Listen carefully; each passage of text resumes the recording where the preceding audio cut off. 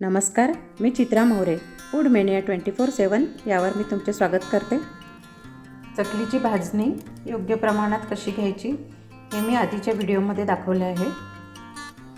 चकलीचं पीठ घेतलं आहे 1.5 वाटी.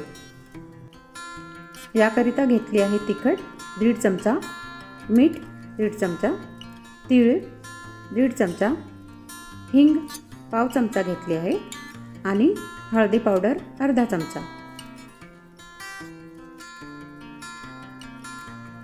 या पिठामध्ये आपण घालूया 2 चमचे लसूण आणि जिरा पेस्ट. या मिश्रणामध्ये आपल्याला टाकायचं आहे तेल गरम करून 1 मोठा चमचा. 1 लिंबूचा रस आपल्याला टाकायचा आहे आणि दही किंवा ताकाने न मळता आपल्याला याला कोमट पाण्यानेच मळून घ्यायचं आहे. याप्रमाणे घट्ट मळून घ्यायचं आहे. चकली करायची जी प्लेट आहे त्याचा काटेरी भाग हा बाहेरच्या दिशेने राहील. याप्रमाणे प्लेट ठेवून आपल्याला मिश्रण टाकून चकल्या करून घ्यायच्या आहे आणि तेलामध्ये तळून घ्यायचे आहे.